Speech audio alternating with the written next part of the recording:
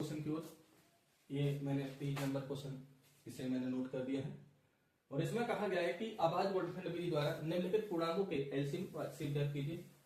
तो जैसे हमने पिछले सवाल में एलसीएम और एचसीएफ को ज्ञात किया था, तो अगर आप प्रयास करते हैं तो ये सवाल खुद से भी कर सकते हैं। इसमें बहुत ज्यादा बड़ी संख्याएं नहीं है, तो फिर भी चलिए मैं इनके करा देता हूं। तो चलिए, तो सबसे पहले देखिए, फर्स्ट क्वेश्चन है हमारा 12, 15 और 21। इनके हमें आभाज्य गुणनफल करनी है और फिर इनसे एलसीएम और एचसीएफ ज्ञात करना है।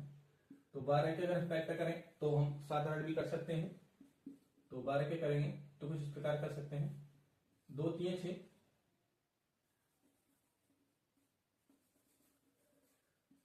2 6 12 और 6 के और हो जाएंगे 2 2 3 6।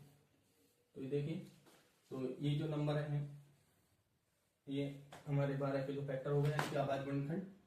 तो हम लिख लेते हैं 12 के 2 गुणे 2 गुणे 3। ऐसे ही हम अगर 15 की बात करें तो 3 पंजे 15, एक ही बार में प्राइम नंबर में बदल गए, यानी कि आभाज्य संख्याओं में बदल गए, तो ये हो जाएंगे। 15 के भी लिख लेते हैं 3 गुणे 5। इसके बाद में अगला नंबर है 21, 3 7 21। तो इनके ऐसे ही आप कर सकते हैं 3 गुणे 7। तो इनमें ये नंबर देखेंगे, ये जो 3 है वो तीनों में आया है, तो इनका जो एचसीएफ है वो हमारा 3 हो जाएगा। और एलसीएम की बात करें तो हम सबसे पहले एचसीएफ को लिख लेते हैं, उसके बाद में जो नंबर हमारे जो रह जाते हैं उन्हें लिखते हैं। तो उन्हें लिख लीजिए 2 गुणे 2, इसके बाद में हमारे 5 रह गए और 7 भी रह गए। मल्टीप्लाई कर लेते हैं, 2 दूनी 4 और 4 3 12,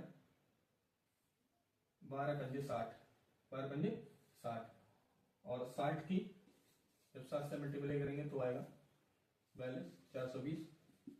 तो इसका जो एलसीएम होगा वो 420 होगा। तो इस प्रकार से आप सवाल को समझ सकते हैं।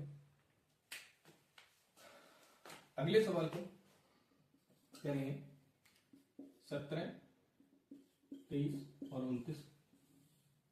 ऐसे ही हम कर सकते हैं। ये देखिए, आप देखेंगे ये सबके सब प्राइम नंबर है, तो इनके फैक्टर बहुत ज्यादा नहीं होंगे। 17 की बात करें तो 17 की 17 एकम 17। ऐसे ही 23 की बात करें तो 23 से 23 एक ही बार में कटेगा, 23 एकम 23 और ये भी 29 एकम 29। ऐसे मैंने लिख दिए हैं। तो इनका जो सबका जो एचसीएफ है होगा वो 1 होगा और इनका जो एलसीएम है वो 17 गुणे, यानी कि इन संख्याओं का जो गुणनफल होगा, इधर 29 लिखे हैं, सॉरी, इन संख्याओं का जो गुणनफल है वही इनका एलसीएम होने वाला है। तो आप इसकी मल्टीप्लाई खुद से ही कर सकते हैं। तो ऐसे ही हम इस सवाल की ही बात करें तो हम इसे होमवर्क में करेंगे। आप कर सकते हैं 8, 9 और 25। ऐसे आप घर से करेंगे, ये मैं नहीं कराऊंगा। अगर आपको फिर भी लगता है तो हम कमेंट बॉक्स में बता सकते हैं, मैं इसका सॉल्यूशन डाल दूंगा। ठीक है, आई होप आपको ये सवाल समझ में आया होगा। ठीक है, इस सवाल को खुद से ट्राई करेंगे। चलिए अगले सवाल की ओर चलते हैं। चलिए, ये 1.1 का चौथा क्वेश्चन है और ये मैंने इस पर लिख दिया है। तो आइए हम देखते हैं कि यदि एचसीएफ, यानी कि इन दोनों संख्याओं का जो एचसीएफ है वो 9 है और हमें दिया है और लिखा है कि जो एलसीएम है वो इन दोनों संख्याओं का जो एलसीएम है वो हमें क्या करना है। इसका मतलब यही है कि यदि इन दोनों संख्याओं का जो एलसीएम है हमें 9 दिया है तो मैंने इसका एलसीएम फाइंड करना है, इनका एलसीएम निकालना है। तो अब तक हमने एचसीएफ और एलसीएम दोनों निकालते आए रहते कि इन दोनों संख्याओं का, ये 3 संख्या दी है तो उनके पहले फैक्टर करते थे, फिर हमें एचसीएफ निकालते थे और एलसीएम भी निकालते थे। मगर हमने अभी पिछले सवाल में एक फॉर्मूला पढ़ा था कि दो संख्याओं का गुणनफल बराबर एलसीएम गुणा एचसीएफ। हमें जो चीज पता है हम इसमें रख देंगे।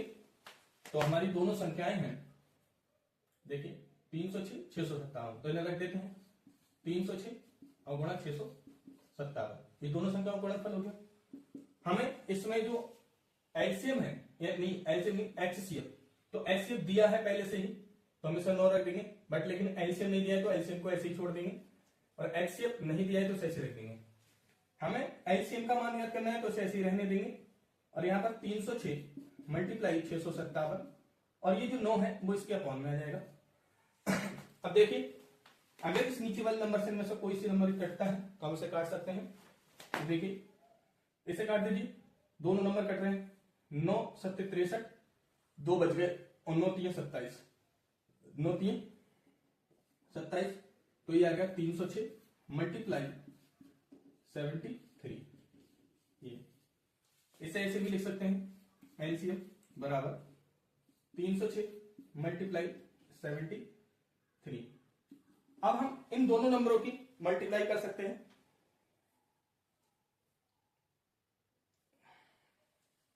अब हम इन दोनों नंबर की मल्टीप्लाई कर सकते हैं, तो मल्टीप्लाई करेंगे हम 306 और 73, 6 3 18, और ये 0 है तो इसकी वजह से ये बनने से ही आ जाएगा, और 3 3 9, ऐसे ही 7 6 42, और ये 4 ऐसे उतर जाएगा 0 की वजह से, और 7 3 21, ये आ गया 8 3 8 4 9 4 13, 3 यहां से लगा 1 और ये 2, तो ये आ गया 22 3 3 8। तो इन दोनों संख्याओं का जो एलसीएम है वो हो जाएगा 22,338। तो आप आई होप इस सवाल को समझ गए होंगे, इस प्रकार से आप सॉल्यूशन कर सकते हैं। तो चलिए अगले चलते हैं, आई होप आपको समझ में आया होगा। चलिए अगला क्वेश्चन है हमारा 5 नंबर। तो ये एक्सरसाइज 1.1 का 5वां सवाल है। तो इसमें कह रहे हैं कि जांच कीजिए कि क्या कोई भी प्राकृत संख्या n के लिए 6 की पावर n अंक 0 पर समाप्त हो सकती है। तो देखिए मैं आपको बता दूं कि कोई भी संख्या अगर 0 पर समाप्त होने का मतलब है कि उसके जो अभाज्य गुणनखंड है वो 2 गुणा 5 के रूप में होने चाहिए। अगर ऐसा है तो ये संख्या 0 पर समाप्त हो सकती है, अगर ऐसा नहीं है तो ये 0 पर समाप्त नहीं होगी। तो चलिए लिखते हैं। तो इसमें लिखेंगे कि 6 की पावर जो n है, 6 की पावर n, इसके जो अभाज्य गुणनखंड है, इसकी अभाज्य जो गुणनखंड है वो 2 गुणे 3 यानी कि 2 3 6, 2 3 6 की पावर n के रूप के हैं और कोई भी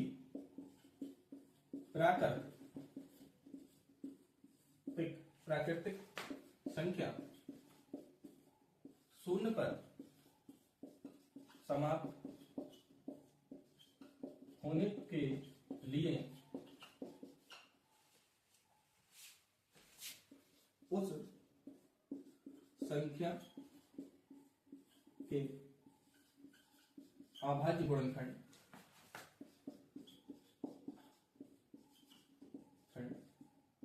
2 गुणे 5 की पावर n के रूप के होने चाहिए।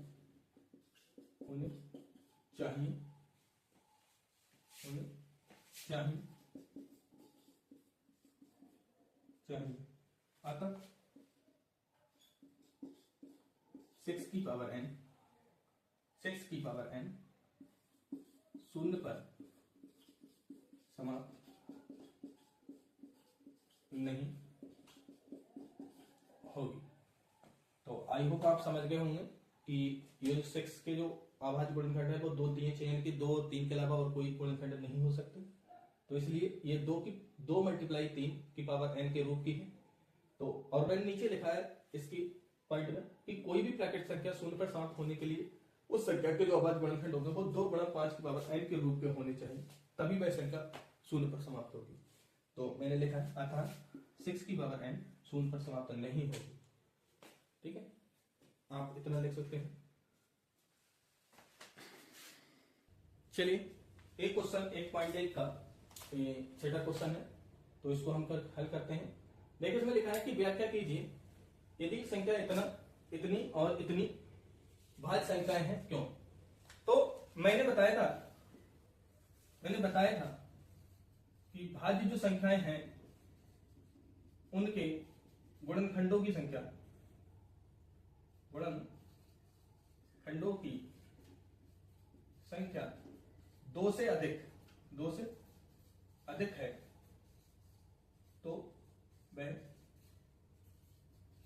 भाज्य होगी। और जिनकी वह संख्या जिसके गुणनखंड केवल 2 हैं, एक को लगाकर, तो वह संख्या कैसी है? अभाज्य। तो चलिए देखते हैं इसका सॉल्यूशन। देखिए 7 मल्टीप्लाई 11 मल्टीप्लाई 13 प्लस 13, 7 गुणे 11 गुणे 13 प्लस 13। यहां पर हम देखेंगे कि ये देखो मल्टीप्लाई में है और इधर ये प्लस में है, तो ये वैल्यू मल्टीप्लाई के साथ में है और ये इधर प्लस में, तो यहां से 13 का ले लेंगे, कॉमन ले लेंगे, और यहां अंदर जो हमारा नंबर बच जाएगा 7 गुणे 11, और यहां कुछ नहीं बचा तो 1 बच गया।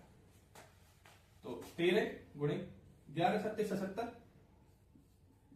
और प्लस 1, और 13 गुणे 77 और 1 हुआ 78। तो ये अब इनकी मल्टीप्लाई कर लेंगे। देखिए 13 अट्ठे 104 10 के, और 13 सत्ते 91, 91 में 10 जोड़ेंगे तो ये आ जाएगा 101, 1014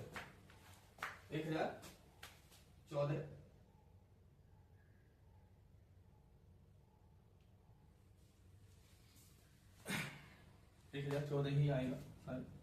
देख लेते हैं मल्टीप्लाई करके। 8 3 24 लगे 2, 8 एकम 8, 7 21, ये हो गया 29, 2 हासिल के 7 एकम 7, 7 2 9। मल्टीप्लाई गलत हो रखी है, दोबारा करते हैं। 8 3 24, 4 हासिल लगे 2, 3 21 और 8 एकम 8, तो ये हो गए 21 और 8 होते हैं हमारे 29, और 2 कैरी के हैं हमारे 29 और 2 31, लगे 3, 7 एकम 7 और 7 और 3 10, तो 1014 आ रहा है, यही आएगी। 8 3 24 के 4 हासिल लगे 2, 7 21, 21 और 2 कितना हो गए 23, 8 एकम 8, 4 8 3 11, 7 2 9 10 11 14, सही है 1014। इसकी मल्टीप्लाई आगे ऐसे ही हम आगे इसी प्रकार नंबर की करेंगे, इस नंबर को भी सही से करेंगे। तो 7 गुणे 6 गुणे 5 गुणे 4 गुणे 3 गुणे 2 गुणे 1 और प्लस 5। देखिए ये फिर से ये मल्टीप्लाई में यहाँ तक, और ये देखिए प्लस 3 के बाद ये 5 है, तो इस 5 को हम निकाल लें, इनकी 5 कॉमन ले लें, तो 7 गुणे 6 गुणे 4 गुणे 3 गुणे 2 गुणे 1 और प्लस इस 5 अगर कॉमन ले लिया तो ये 5 यहाँ से एक आ जाएगा, यहाँ से 5 बाहर चला गया है, तो अब इनकी मल्टीप्लाई कर लेते हैं। देखिए 4 3 12, 12 दूनी 24, ऐसे तो 5 गुणे 7 6 42, और इधर इनकी मल्टीप्लाई करिए 4 3 12 और 12 दूनी 24, एक इधर बच गया, इन दोनों की मल्टीप्लाई करते हैं 7 6 42 और 4 3 12 दूनी 24, यानी कि 42 और 24 की मल्टीप्लाई करते हैं, 24 दूनी 48, हासिल लगी 4 और 24 चौका 96, 96 में 4 जोड़ेंगे तो 100 आ जाएगा, तो ये आ गया, और प्लस का 5 गुणे ये इसमें ऐड करोगे तो 1009 आ जाएगा, और इसकी मल्टीप्लाई कर दोगे कि 9 पंजे 45, 0 और 5 एकम 5, 5045। आप देख रहे हैं कि जो प्राप्त संख्याएं हैं, जो प्राप्त संख्याएं हैं उनके गुणनखंड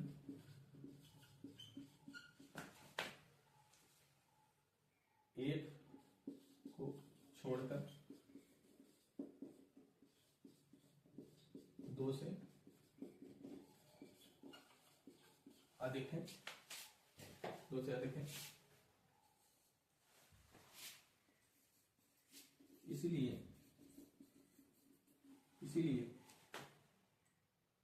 यह संख्याएं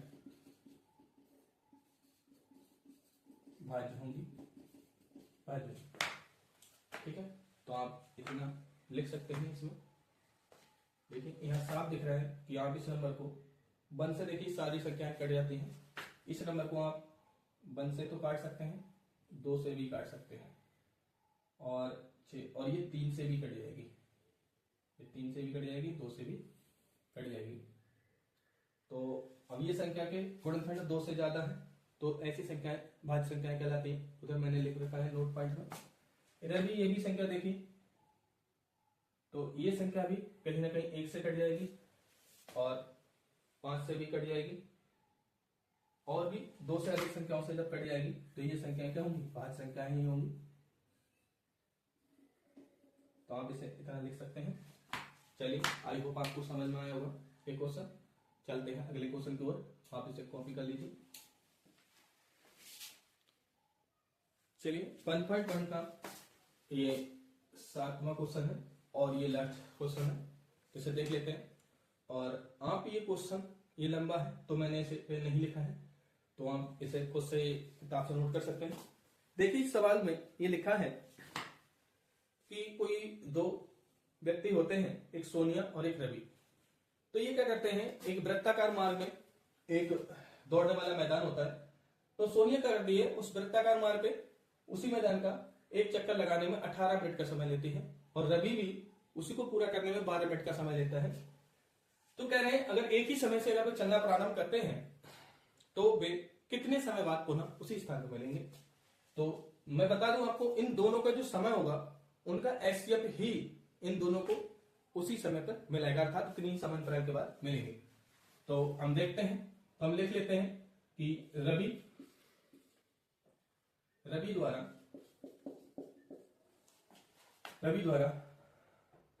एक चक्कर पूरा करने में लगा समय बराबर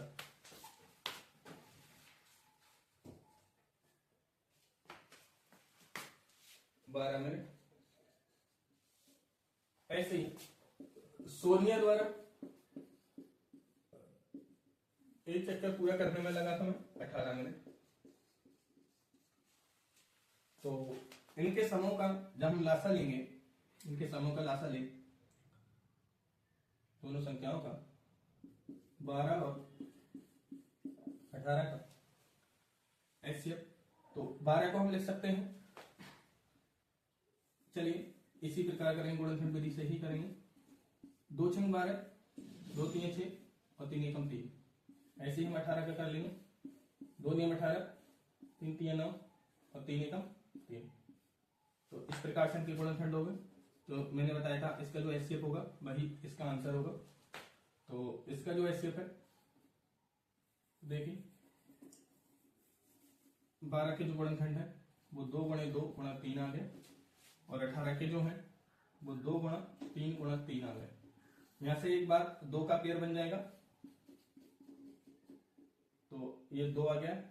एक बार इसमें 3 का बन जाएगा, तो 2 गुणा 3 यानी कि 6, यानी कि वे 6 मिनट के अंतराल से, यानी कि 6 मिनट, इसका जो आंसर यानी कि 6 मिनट के अंतराल से वे मिलेंगे पुनः। ये इसका आंसर है। तो आई होप आपको ये क्वेश्चन समझ में आया होगा, आप इस प्रकार कर सकते हैं। ठीक है, वीडियो अच्छी लगी हो तो आप लाइक शेयर और कमेंट जरूर करें। Thank you.